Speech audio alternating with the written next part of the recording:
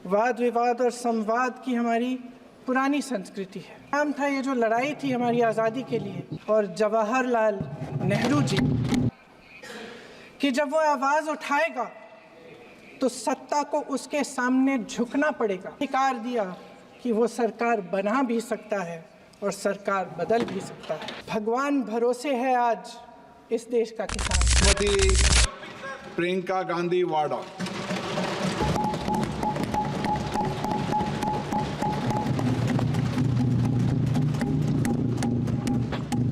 नमस्कार। माननीय अध्यक्ष महोदय जी, आज आपने मुझे इस सभा में बोलने का मौका दिया, इसके लिए मैं आपकी बहुत बहुत आभारी हूँ। सबसे पहले जो सुरक्षाकर्मी, जो जवान अफसर 13 दिसंबर को संसद की सुरक्षा के लिए शहीद हुए, उनके प्रति मैं श्रद्धांजलि व्यक्त करना चाहती हूँ। महोदय, हजारों साल पुरानी हमारी देश की धर्म की एक पुरानी परंपरा रही है। ये परंपरा संवाद, चर्चा की रही है। एक गौरवशाली परंपरा है जो दर्शन ग्रंथों में, वेदों में, उपनिषदों में दिखती है। वाद विवाद और संवाद की हमारी पुरानी संस्कृति है। अलग अलग धर्मों में भी, इस्लाम में, सूफियों में, बौद्ध धर्म में, जैन धर्म में, सिख धर्म में भी ये वाद संवाद, ये चर्चा बहस, इसकी संस्कृति रही है। इसी परंपरा से उभरा हमारा स्वतंत्रता संग्राम। हमारा स्वतंत्रता संग्राम विश्व में एक अनोखा संग्राम था, एक अनोखी लड़ाई थी जो अहिंसा और सत्य पर आधारित थी। ये वाद संवाद की जो परंपरा है, इसको इस संग्राम ने आगे कैसे बढ़ाया? क्योंकि ये जो संग्राम था, ये जो लड़ाई थी हमारी आज़ादी के लिए, एक बेहद लोकतांत्रिक लड़ाई थी। इसमें देश के किसान, देश के जवान, देश के मजदूर, देश के अधिवक्ता, देश के बुद्धिजीवी, चाहे किसी भी जाति के हों, चाहे किसी भी धर्म के हों, चाहे किसी भी भाषा को बोलते हों, सब इस स्वतंत्रता संग्राम में शामिल हुए। सब ने हमारे देश की आज़ादी की लड़ाई लड़ी।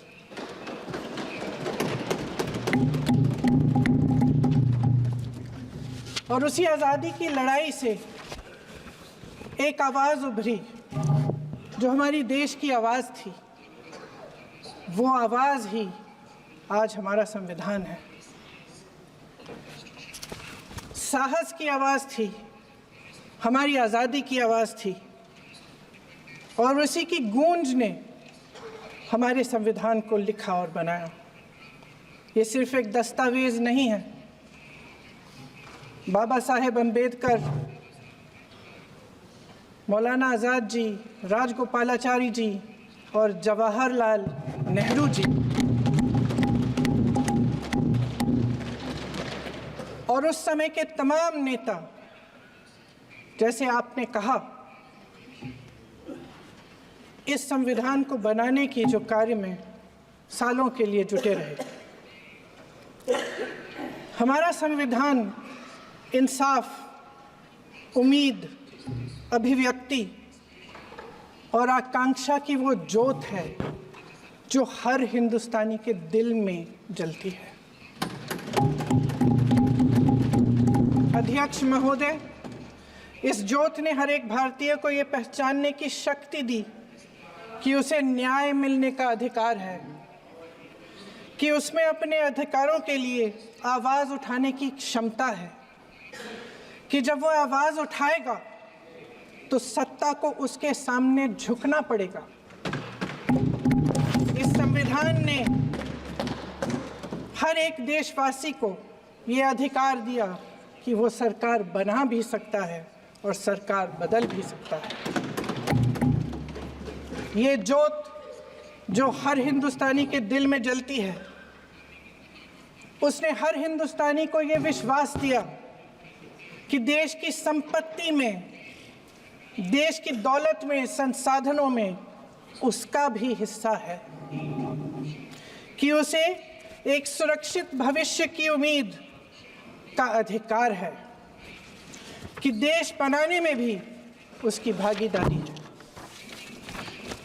उम्मीद और आशा की ये ज्योत मैंने देश के कोने कोने में खुद देखी है। उन्नाव में मैं एक रेप पीड़िता के घर गई, उसे जलाकर मार डाला था। वो शायद 20-21 साल की होगी। हम सब के बच्चे हैं। हम सोच सकते हैं कि अगर हमारी बेटी के साथ बार बार बलात्कार हुआ और फिर जब वो अपनी लड़ाई लड़ने के लिए गई तो उसको जलाकर मार डाला गया होता तो हम पर क्या बीतती। मैं उस बच्ची के पिता से मिली। उसके खेत जलाए गए थे, उसके भाइयों को पीटा गया था, उसके पिता को बाहर से, घर के बाहर घसीट कर मारा गया था। उस पिता ने मुझे बताया कि बेटी, मुझे न्याय चाहिए। मेरी बेटी अपने एफआईआर को दर्ज करने के लिए जब ज़िले में गई तो उसको मना किया गया। अगले ज़िले में जाना पड़ा उसे। वो रोज़ सुबह 6 बजे उठकर तैयार होकर अकेली अपने मुकदमे को लड़ने के लिए अगले ज़िले में ट्रेन से जाती थी। उसके पिता ने मुझे कहा कि मैंने उससे कहा, बेटी अकेले मत जाओ, छोड़ दो ये लड़ाई। लेकिन उसकी बेटी ने उसको जवाब दिया कि नहीं पिताजी, मैं अकेली जाऊंगी, मैं लड़ूंगी, ये मेरी लड़ाई है, मैं इसको लड़ूंगी। ये लड़ने की क्षमता, ये हिम्मत उस लड़की को और करोड़ों भारत की नारियों को हमारे संविधान ने दी। आगरा में मैं अरुण वाल्मीकि के घर गई। अरुण वाल्मीकि पुलिस स्टेशन में काम करता था, सफाई का काम करता था। आप सोच सकते हैं हमारी तरह उसका भी परिवार था। नई नई शादी हुई थी, 2-3 महीनों का बच्चा था। पुलिस स्टेशन में चोरी हो गई। चोरी का इल्ज़ाम उस पर लगाया गया। उसके पूरे परिवार को उठाकर पुलिस स्टेशन में ले गए। आप हंस रहे हैं, लेकिन ये गंभीर बात है। और क्या करेंगे? शर्म करो, शर्म। अरुण वाल्मीकि को पीट पीट के मार डाला, उसकी बीवी को पीटा, उसके पिता के नाखून निकाले, उसके पूरे परिवार को पीटा गया। जब मैं उस जवान महिला से मिलने गई जो अभी अभी विधवा हुई थी, तो उसने मुझे कहा कि दीदी, हमें सिर्फ एक चीज़ चाहिए, हमें न्याय चाहिए और हम इस न्याय के लिए लड़ते रहेंगे, चाहे कुछ भी हो जाए। ये हिम्मत उस महिला को हमारे संविधान ने दी।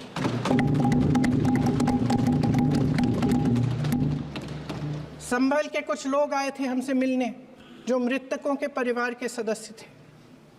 उसमें 2 बच्चे थे, अदनान और उजैर। अब सुनिए, उसमें 2 बच्चे थे, अदनान और उजैर। एक बच्चा मेरे बच्चे की उम्र का है, दूसरा उससे छोटा 17 साल का है। दर्जी के बेटे थे। दर्जी का एक ही सपना था कि वो अपने बेटों को पढ़ाएगा, लिखाएगा। एक बेटा डॉक्टर बनेगा, एक बेटा भी सफल होगा दूसरा बेटा भी अपने जीवन में सफल होगा। उनके पिताजी हर रोज़ उनको स्कूल छोड़ते थे। उस दिन भी स्कूल छोड़ने के बाद अपनी दुकान में चले गए। उन्हें पता नहीं था कि विवाद हो रहा है। उन्होंने भीड़ देखी, घर आने की कोशिश की तो पुलिस ने गोली से मार डाला। वो 17 साल का बच्चा अदनान मुझसे कहता है, वो 17 साल का बच्चा अदनान मुझसे कहता है कि मैं बड़ा होकर डॉक्टर बन के दिखाऊंगा, मैं अपने पिता का सपना साकार करूंगा। ये सपना, ये आशा उसके दिल में हमारे संविधान ने डाली। अध्यक्ष महोदय, हमारे देश के करोड़ों देशवासियों के संघर्ष में, अपने अधिकारों की पहचान में इनकी कठिन से कठिन परिस्थितियों से लड़ने की अपार हिम्मत में और देश से न्याय की अपेक्षा में हमारे संविधान की ज्योत जल रही है। मैंने हमारे संविधान की ज्योत को जलते हुए देखा है और इसके साथ साथ ये भी समझा है कि हमारा संविधान एक सुरक्षा कवच है, एक ऐसा सुरक्षा कवच है जो देशवासियों को सुरक्षित रखता है, न्याय का कवच है, एकता का कवच है और अभिव्यक्ति की आज़ादी का कवच है। दुख की बात यह है कि मेरे सत्ता पक्ष के साथी जो बहुत बड़ी बड़ी बातें करते हैं, इन्होंने इन 10 सालों में ये सुरक्षा कवच, सत्ता पक्ष के मेरे साथियों ने ये सुरक्षा कवच तोड़ने का पूरा प्रयास किया है। संविधान में सामाजिक, आर्थिक और राजनीतिक न्याय का वादा है। ये वादा एक सुरक्षा कवच है जिसको तोड़ने का काम शुरू हो चुका है। लैटरल एंट्री और निजीकरण के जरिए ये सरकार आरक्षण को कमजोर करने का काम कर रही है। अगर लोकसभा में ये नतीजे नहीं आए होते तो ये संविधान बदलने का काम भी शुरू कर लेते। सच्चाई ये है अध्यक्ष महोदय कि आज संविधान बार बार इसलिए कह रहे हैं क्योंकि इस चुनाव में इनको पता चल गया कि इस देश की जनता ही इस संविधान को सुरक्षित रखेगी, कि इस चुनाव में हारते हारते जीतने से इन्हें एहसास हुआ कि ये संविधान बदलने की बात इस देश में नहीं चलेगी।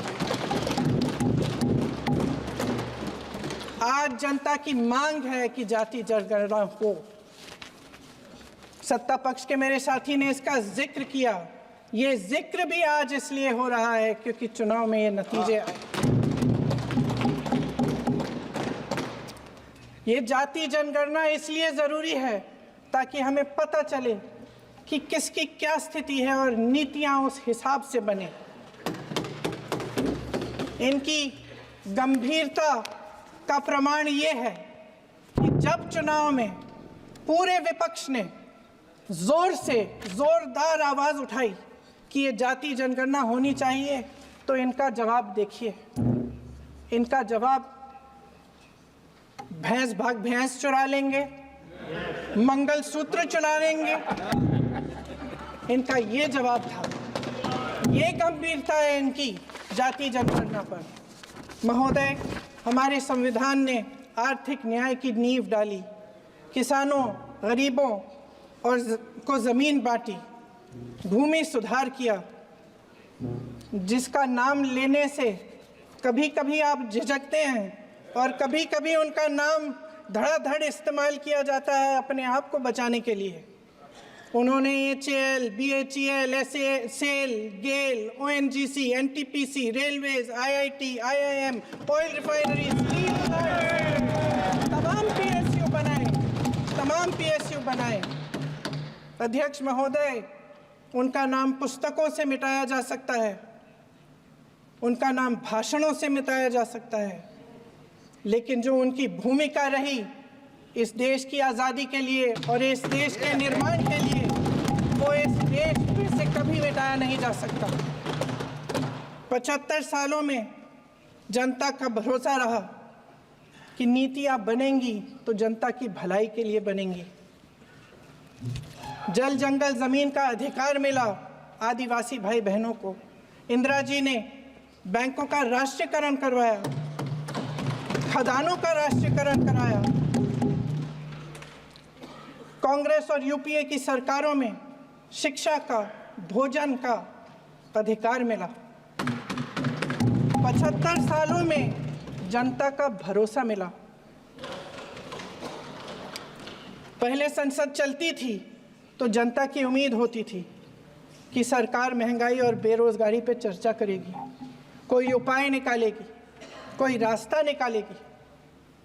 लोग मानते थे कि अगर कोई नई आर्थिक नीति बनेगी तो देश की अर्थव्यवस्था को मजबूत बनाने के लिए बनेगी, तो भारतीय बाजार को मजबूत बनाने के लिए बनेगी, उनके भविष्य को मजबूत बनाने के लिए बनेगी। किसान और आदिवासी भाई बहन भरोसा करते थे कि यदि ज़मीन के कानून में संशोधन होगा तो उन्हीं की भलाई के लिए होगा। आप नारी शक्ति की बात करते हैं। आज चुनाव की वजह से शायद इतनी बातचीत हो रही है नारी शक्ति के बारे में, क्योंकि हमारे संविधान ने महिलाओं को ये अधिकार दिया, उनकी शक्ति को परिवर्तित किया वोट में। और आज आपको पहचानना पड़ रहा है कि महिलाओं के बिना, कि नारी शक्ति के बिना ये सरकारें नहीं बन सकती हैं। इसीलिए आज आप नारी शक्ति की बातें दोहरा रहे हैं। जो आप नारी शक्ति का अधिनियम लाए हैं उसको लागू क्यों नहीं करते? वो 10 साल बाद लागू क्यों होगा? क्या आज की नारी 10 साल इंतजार करेगी उसके लागू करने के लिए? क्या बात है, क्या बात है।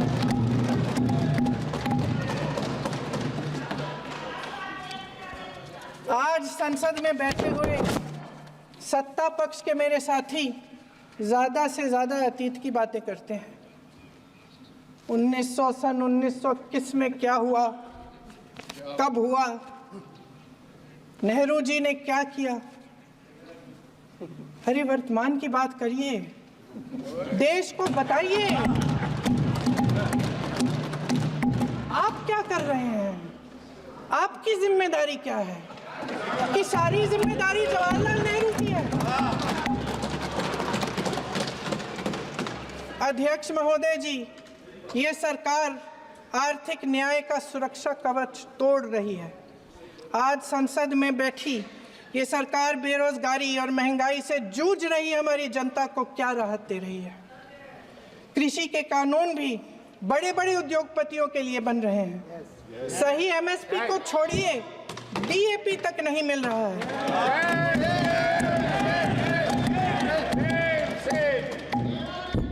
वायनाड से लेकर ललितपुर तक इस देश का किसान रो रहा है। आपदा आती है तो उसको कोई राहत नहीं मिलती। भगवान भरोसे है आज इस देश का किसान, उसको छोड़ दिया गया है। आज हिमाचल में देखिए, जितने भी कानून बने हैं वो सब बड़े बड़े उद्योगपतियों के लिए बन रहे हैं। हिमाचल में जो सेब उगता था उसके जो छोटे छोटे किसान हैं वह रो रहे हैं, क्योंकि एक व्यक्ति के लिए सब कुछ बदला जा रहा है। सुनने की हिम्मत रखो।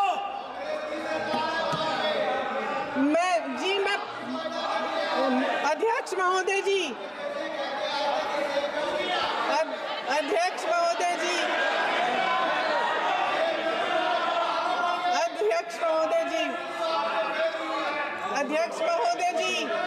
अडानी जी को सारे कोल्ड स्टोरेज प्रदेश की सरकार ने नहीं दिए। अडानी जी को सारे कोल्ड स्टोरेज आपकी सरकार ने दिए। देश देख रहा है कि एक व्यक्ति को बचाने के लिए 142 करोड़ देश की जनता को नकारा जा रहा है। सारे बिजनेस, सारे संसाधन, सारी दौलत, सारे मौके एक ही व्यक्ति को सौंपे जा रहे हैं। सारे बंदरगाह, एयरपोर्ट्स, सड़कें, रेलवे का काम, कारखाने, खदानें, सरकारी कंपनियां सिर्फ एक व्यक्ति को दी जा रही है।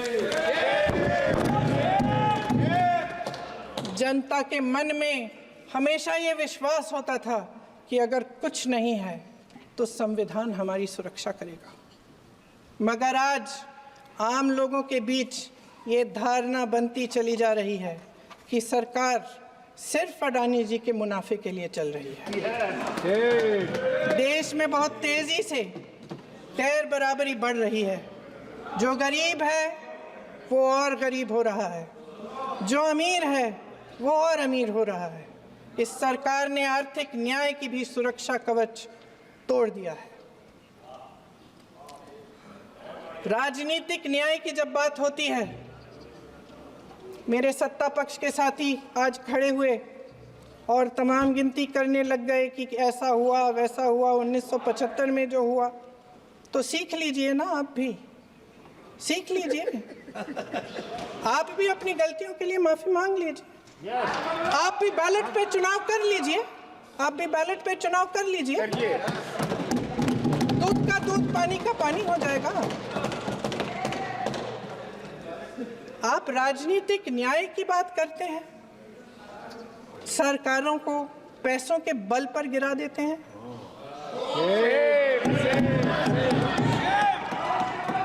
मेरा आग्रह है कि अपन संविधान में सकारात्मक बोले।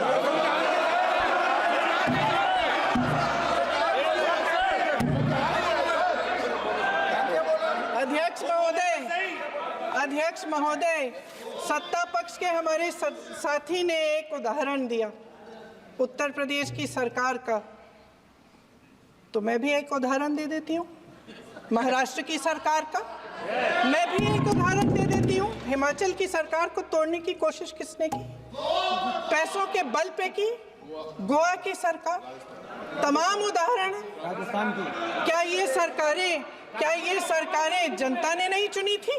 क्या संविधान इन पर लागू नहीं था? पूरी देश की जनता जानती है कि इनका हंसती है, जानती है कि इनके यहाँ तो वॉशिंग मशीन है।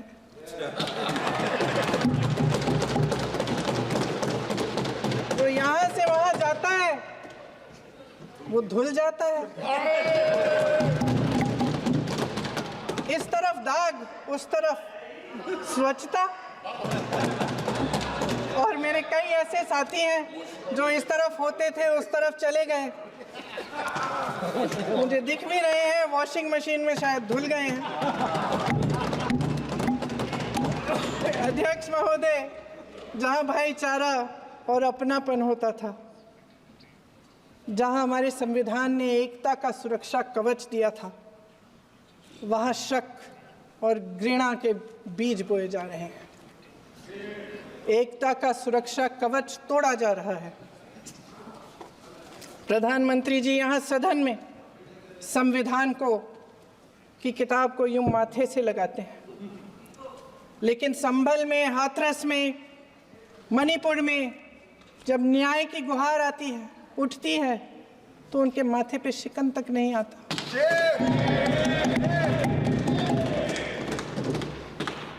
शायद समझ नहीं पाए हैं कि भारत का संविधान संघ का विधान नहीं है।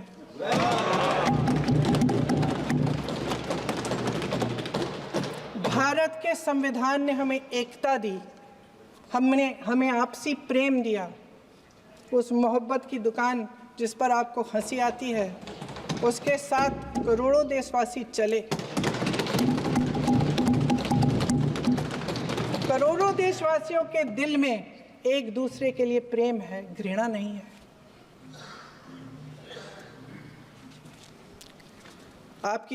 इनकी जो विभाजनकारी नीतियां हैं, उसका नतीजा हम रोज देखते हैं।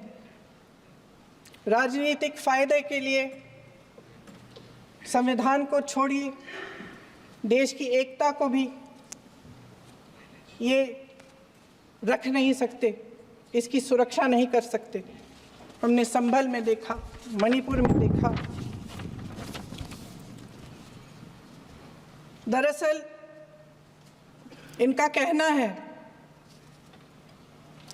कि अलग अलग इस देश के अलग अलग हिस्से हैं, कैमरा लेकिन हमारा संविधान कहता है कि ये देश एक है और ये देश एक रहेगा। जहां खुला विवाद होता था, अभिव्यक्ति का सुरक्षा कवच होता था, इन्होंने भय का माहौल पैदा किया है। सत्ता पक्ष के मेरे साथी अक्सर 75 सालों की बात करते हैं, लेकिन इन 75 सालों में ये उम्मीद, आशा, ये अभिव्यक्ति की ज्योति कभी थमी नहीं, कभी बुझी नहीं। इस देश की जनता ने खुलकर आलोचना की, निडर होकर धरने किए, प्रदर्शन किए। जब जब जनता नाराज हुई तब तब सत्ता को ललकारा, उसे चेतावनी दी, बड़े से बड़े नेताओं को कटघरे में खड़ा किया, उनसे जवाब मांगा, न्याय मांगा। इस देश के छोटे छोटे से नुक्कड़ की दुकानों में, चाय की दुकानों में, इस देश के घरों में, गलियों में, मोहल्लों में, अखबारों में, प्रकाशन घरों में, न्यायपालिकाओं में चर्चा कभी बंद नहीं हुई। लेकिन आज ये माहौल नहीं है। आज जनता को सच बोलने से डराया जाता है, धमकाया जाता है। पत्रकार हो या विपक्ष का नेता हो या किसी यूनिवर्सिटी का प्रोफेसर हो, छात्र संघ हो या कर्मचारियों का संगठन हो, सबका मुंह बंद कराया जाता है। किसी पे ईडी, किसी पे सीबीआई, किसी पे इनकम टैक्स, फर्जी मुकदमे लगवाए जाते हैं, जेल में डाल दिया जाता है, विपक्षी नेताओं को जेल में डाल दिया जाता है, उनको सताया जाता है। किसी को नहीं छोड़ा इस सरकार ने। देशद्रोही कह के उत्तर प्रदेश में मुझे याद है कुछ अध्यापिकाएं प्रदर्शन कर रही थी, उन पर मुकदमा डाल दिया देशद्रोही का, उन्हें देशद्रोही कह दिया। इन्होंने देश का पूरा माहौल भय से भर दिया है। इनकी मीडिया की मशीन झूठ फैलाती है, तरह तरह के आरोप लगाती है, और शायद वह भी भय में ही है। महोदय, मैं इस सदन को याद दिलाना चाहती हूँ कि ऐसा डर का माहौल देश में अंग्रेजों के राज में था। जब इस तरफ बैठे हुए गांधी की विचारधारा वाले लोग आज़ादी की लड़ाई लड़ रहे थे और उस तरफ वाली विचारधारा वाले लोग भय में रहकर अंग्रेजों के साथ साठ-गांठ कर रहे थे। लेकिन अध्यक्ष महोदय, भय का भी अपना स्वभाव होता है। भय फैलाने वाले हमेशा भय का खुद शिकार बन जाते हैं। ये प्रकृति का नियम है। आज इनकी भी यही हालत हो गई है। भय फैलाने के इतने आदी हो गए हैं कि खुद भय में रहने वाले हैं, चर्चा से डरते हैं, आलोचना से घबराते हैं। कई दिनों से हम मांग रहे हैं कि चर्चा करिए, लेकिन चर्चा करने की हिम्मत ही नहीं है।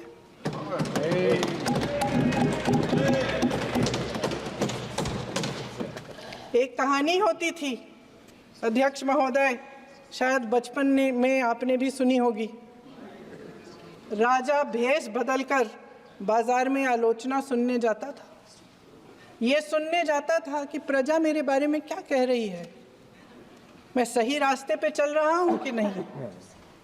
लेकिन आज का राजा, भेष तो बदलते हैं आज के राजा, शौक तो है उनको भेष बदलने का, लेकिन न जनता के बीच जाने की हिम्मत है और न आलोचना सुनने की। महोदय, मैं तो सदन में नहीं हूँ।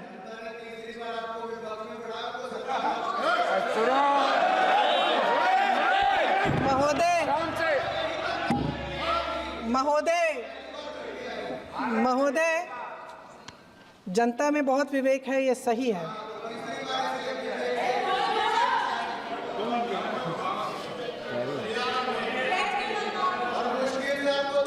अच्छा महोदय, मैं सदन में नहीं हूँ,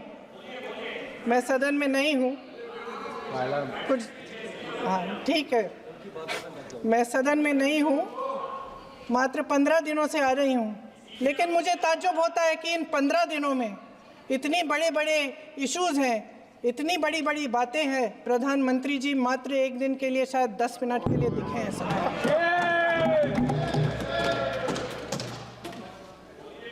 बात यह है अध्यक्ष महोदय जी कि ये देश भय से नहीं, साहस और संघर्ष से बना है।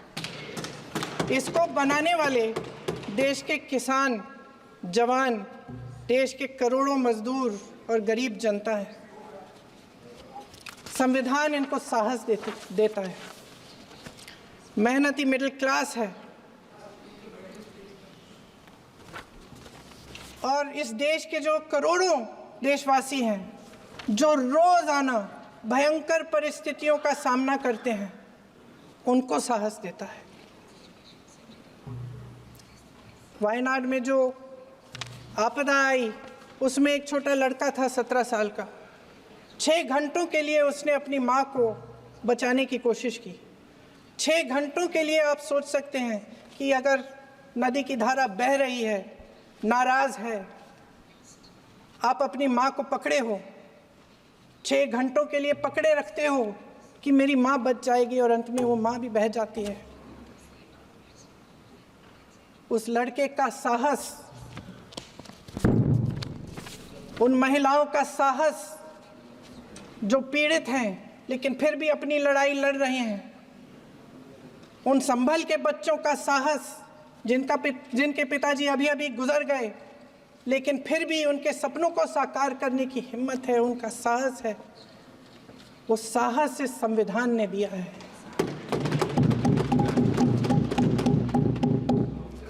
वो आत्मविश्वास इस संविधान ने दिया है। ये देश भय से नहीं चल सकता, ये देश साहस से ही चलेगा। भय की भी सीमा होती है और जब वो सीमा पार हो जाती है, जब किसी को इतना दबाया जाता है कि उसको लगने लगता है कि अब मेरे पास खोने के लिए कुछ नहीं है, तब उसमें एक ऐसी शक्ति पैदा होती है जिसके सामने कोई कायर खड़ा नहीं हो सकता। ये देश कायरों के हाथों में ज़्यादा देर तक कभी नहीं रहा है। ये देश उठेगा, ये देश लड़ेगा, सत्य मांगेगा, सत्यमेव जयते। जय हिंद। अगले